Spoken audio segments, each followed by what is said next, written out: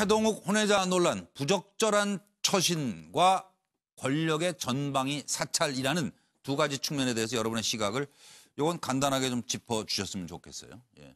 뭔가 개운치 않았던 최동욱 혼외자 논란.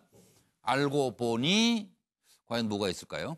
국정원 댓글 첩보 입수, 다량의 IP 통신 기록 확보, 당시 윤석열 엄청난 외압이 있었다. 나는 사람에 충성하지 않는다는 얘기가 이때 나온 겁니다. 그리고 원세훈 전 원장 등 공직선거법 위반 혐의로 기소했는데 최동욱 당시 총장 청와대 원칙도를 하려서 했다가 눈치 없다고 잘렸어요. 공직선거법 위반 혐의 기소가 나오자마자 원세훈은 기소 후에 50일 만에 혼외자 논란이 불거진 겁니다. 그래서 최동욱이 공격당하는 거죠. 법무부 감찰 지시에 있었고 결국 사퇴로 이어졌습니다. 서천호 당시 국정원 2차장 최동욱 사찰 보고를 남재준 원장에게 보고하고 승인받았다라는 진술을 했습니다. 그리고 김용판 당시 서울경찰청장 대법원에서 최종 무죄 판결이 났고요. 원세훈은 2심에서 파기환송됐고 검찰은 최동욱 청와대 뒷조사에 관련 모두 무혐의 처분하고 일단 끝났던 사건입니다. 5년 전 얘기입니다. 왜 국정원 청와대 윗선 단서를 덮었을까? 검찰이. 최동욱 사태 보고 느낀 바가 많아서 윗선의 가이드대로 따라서 최동욱도 잘한 거 없으니까 좋은 게 좋은 거니까 들어보시죠. 비록 짧은 기간이었지만 저희 모든 것을 걸고 약속을 지켰다고 생각합니다. 법과 원칙을 버리고 불의와 타협한 적은 결코 없었습니다. 최고의 가장은 아니었지만 부끄럽지 않은 남편과 아빠로 살아왔고 앞으로도 그러할 것입니다. 진리는 반드시 따르는 자가 있고 정의는 반드시 이기는 날이 있습니다. 검찰총장에서 왜 잘리신 거예요? 뭐 그 말씀을 이 자리에서 다 드리기에는 너무 길고요. 한마디로 말씀드리면 법대로 하다가 법대로 하다가 눈치도 없이 인정. 청와대로부터 가이드라인이 있느냐? 있다. 법대로 수사하라는 게 가이드라인이었습니다.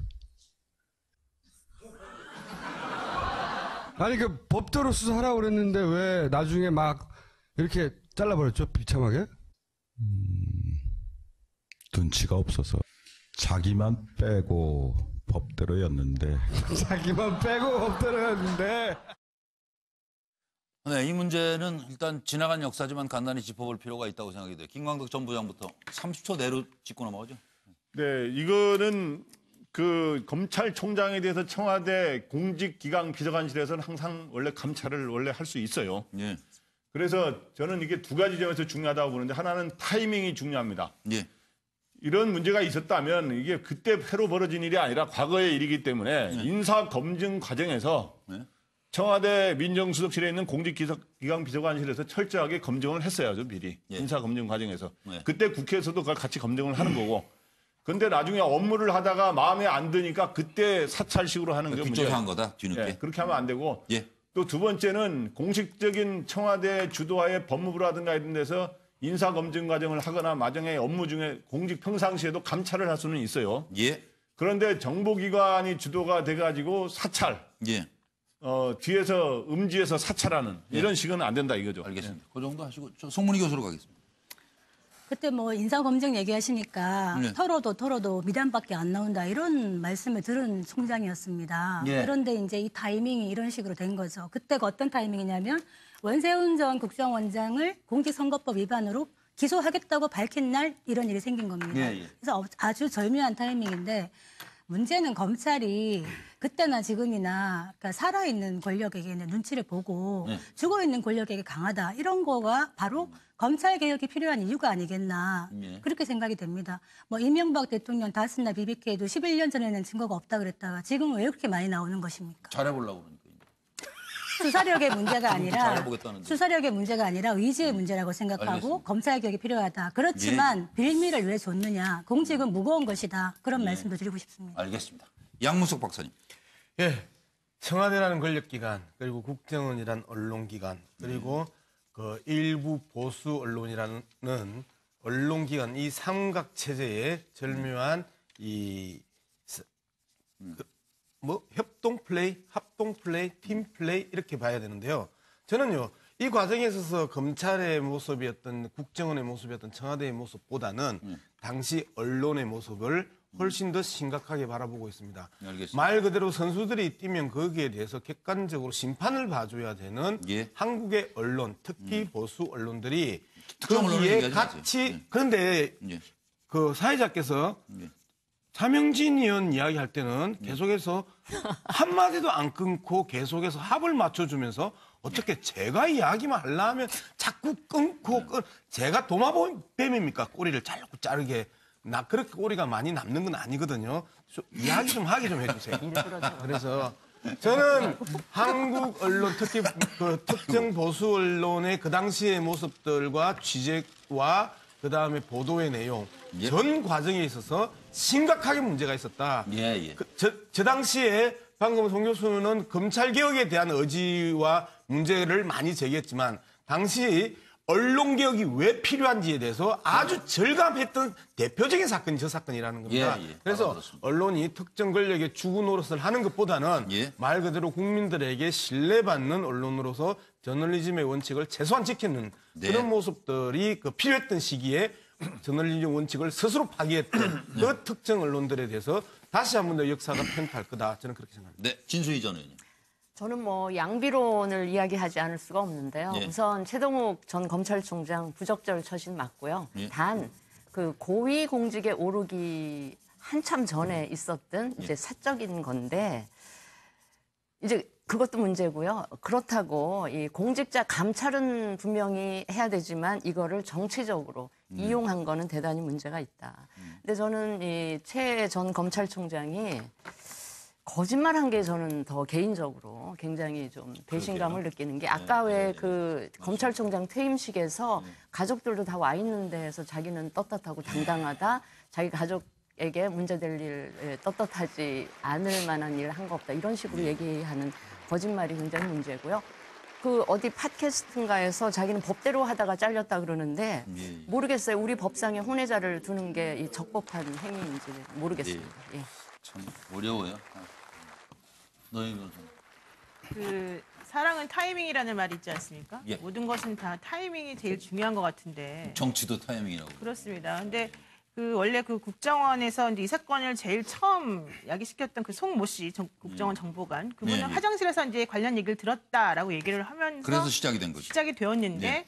그렇다라고 한다면은 그 전에는 왜 그런 것들을 전혀 국정원에서 확인을 못했었었는가 사실 좀 의아스러운 부분이 있어요. 근데 그렇다 하더라도 이번에는 사실 또 밝혀진 게 이분 스스로가 얘기하지 않았습니까? 국정원 상부 지시 때문에 자기가 어쩔 수 없이 했다 그런 얘기를 했는데 결과론적으로 말씀드리면은 최동욱 그 전 검찰총장의 그런 개인적인 문제라는 것을 차치하고라도 사실은 매우 부적절한 행동이었던 건 맞지만 그 타이밍에 하필이면 그런 이야기를 그런 뉴스를 터뜨려서 한 사람을 그렇게 개인적으로 망신을 주고 그분이 하려고 했던 검찰의 수사 방향을 완전히 틀어버리는 그렇게 됩니다. 그런 행위 자체는 예. 사실은 용서받지 못하고 특히 이걸 예. 그 비교를 해봐야 되는 거예요. 어떤 예. 것이 불법이 더 큰가를 생각해 본다면 예. 그렇다라고 한다면 현재 지금 문제가 되고 있는 국정농단의 시발점이 어디서 있었는가를 우리가 또 알 수 있는 거 아니겠습니까? 그렇죠. 예. 그런 상황에서 보자면 결국 모든 것은 타이밍이고 그런 의미에서 매우 지난 정권에서 잘못한 점이 많았다 예. 이렇게 판단이 되네요. 차명희 전 의원님.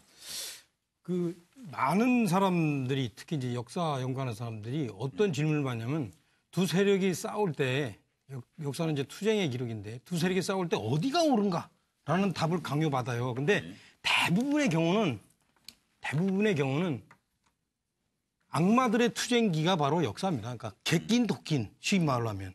그래서 지금 최동욱 씨하고 제가 볼 때 그 최동욱 씨를 사찰한 국정원하고 역시 지금 진수희 의원이나 또 이제 우리 양문석 박사도 똑같이 얘기했듯이 둘 다 예. 결함이 있는 거 아니냐. 누구도 책임에서 예. 자유로울 수는 없을 거예요. 근데 왜 그 시대를. 예. 제 그림을 왜 안 싫어요? 조금 문제가 있어요? 그림을 좀 순화해서 좀 앞으로 아니, 그러니까 해주셨으면. 역사는 악마의 투쟁의 기록이다. 예, 뭐 그렇게 예. 말씀으로 하시고 예. 너무 자극적, 너무 잘 그리셔서 그렇죠. 뭐. 예. 예, 그래서요? 좀이 표현의 자유에 대해서 좀 한쪽만 보시네요. 제동 거는 게 아니네요, 보니까. 아, 그럼요. 아, 이거 다 자유롭지 둘 다 못하다. 문제다. 다음에 제동 거는 것 같아요. 또 시작이잖아요, 이제 제가. 그렇죠. 끝나신 거죠? 네. 한마디만 하시겠다는데 제가 어떻게 감히 막겠어요? 저랑 이야기가 아주 다른데 설같이 묻어 들어가려고 그러니까. 예, 그래요? 자, 항상 역사의 그 싸움이 도끼 객끼이 아닙니다. 비중이 있습니다. 그리고 책임져야 될 그 무게가 있습니다. 말 그대로 댓글 사건을 뒤덮기 위해서 정치적으로 물타기 하면서 초점 흐리게 하고 그다음에 사건의 방향을 전혀 다른 문제로 끌고 갔던 예. 당시의 국정원과 청와대와 언론과 검찰의 모습들이 훨씬 더 심각한 시대적 그 범죄였지요. 범죄다. 시대적 예. 범죄와 개인 한 사람의 그 사생활 일탈에 대한 문제를 예. 같은 무게와 같은 크기로 가겠다. 예. 저는 절대 그런 이야기를 한 적이 없습니다. 알겠습니다. 한영진 전 의원님. 예, 넘어가죠. 자, 계속 재판이 있죠. 뭐 전 정권에 대해서. 재판도 그런데 이 박 전 대통령은 본인 일이 아닌 것 같고 혹시 국정도 본인 일이 아닌 것 같고 이랬던 건 아닌가요? 예. 곧 박 전 대통령 1심 선고를 앞두고 있습니다.